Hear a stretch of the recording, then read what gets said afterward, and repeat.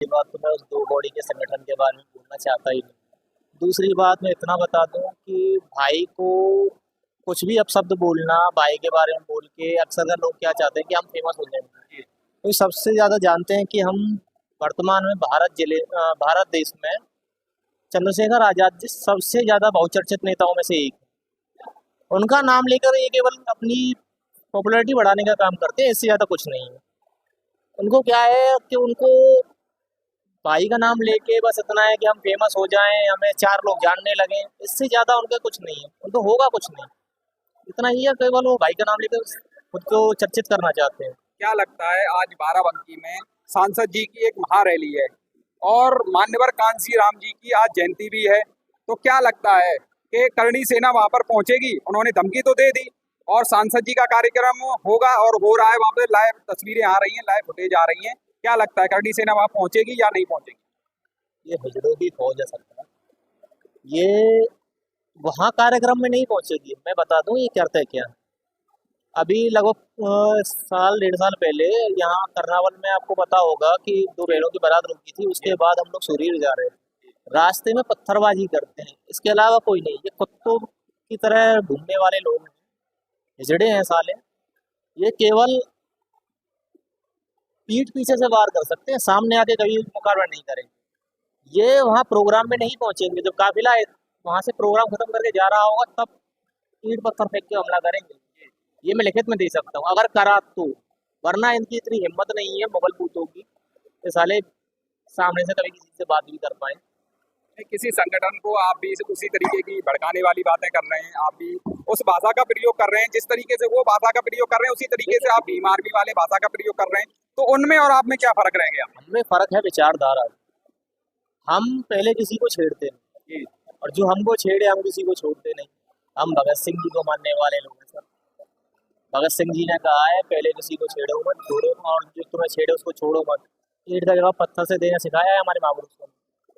गलत करने वाले से ज्यादा गलत सहने वाला होता है, ये हमारे बाबा साहब ने बताया है। तो हम कैसे उस व्यक्ति को जो हमारे इतने अच्छे आइडियोलॉजी वाले नेता को मारने की धमकी दे रहा है, हमारे लिए उसके बारे में अच्छे शब्द निकले कहाँ से, आप बताएं। अच्छा, एक तरफ देखा जाता है कि चंद्रशेखर आजाद की छवि को खराब किया जा रहा है या जो भी हो, वो तो अभी नहीं पता है। रोड़ी गाबड़ी के बारे में आपने सुना होगा, वह संगीन आरोप लगाती हैं चंद्रशेखर आजाद पर और ट्वीट करती रहती हैं, एक्सपर्ट ट्वीट करती रहती हैं, दो चार दिन में कभी कोई वीडियो कभी कोई वीडियो। क्या लग रहा है कि ये एआई द्वारा बनाई गई वीडियो हैं या रियल वीडियो हैं? क्या सांसद जी की छवि को खराब करने की कोशिश की जा रही है या क्या इस पे क्या विचार रखते हैं? देखिए, एक बात कही जाती है, चरित्र हनन नेता के लिए सबसे ज्यादा दुखदाई होता है जी।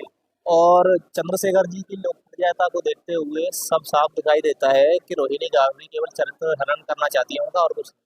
एक वीडियो हमारे पास भी आई थी जिसमें उनकी ऑडियो थी, वो कह रही थी किसी एआई एक्सपर्ट से कि चंद्रशेखर की वीडियो ऐसी ही बनाओ जिससे वो लगे कि हाँ सच में चंद्रशेखर बात कर रहा है, मुझे मेरा शोषण कर रहा है।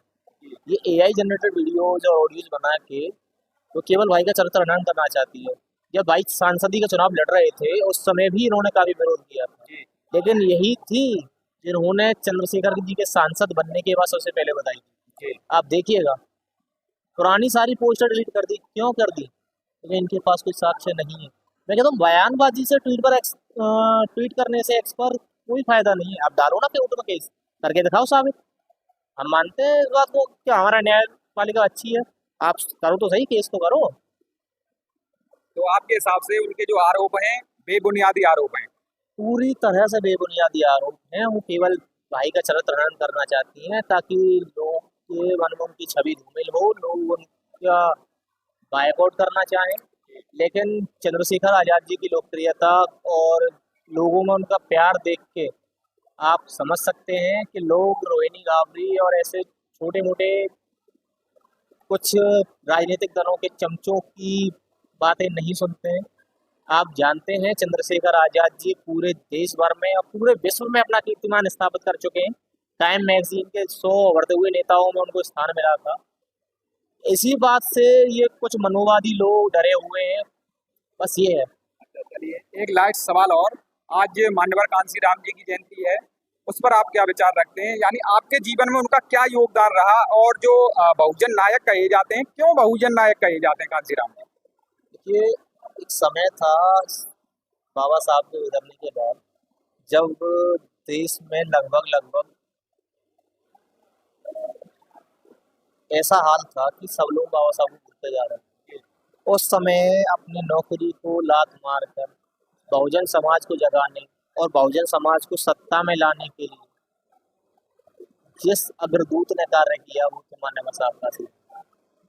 उन्होंने अपनी नौकरी छोड़ी, अपना परिवार त्यागा, कभी शादी ना करने की शपथ ली, बहन जी को ढूंढ कर लाए, उनको 4 बार मुख्यमंत्री बनाया, उत्तर देश के सबसे बड़े सूबे की उत्तर प्रदेश के मुख्यमंत्री बनाया, बहुजनों को राजनीति सत्ता का सुख दिखाया।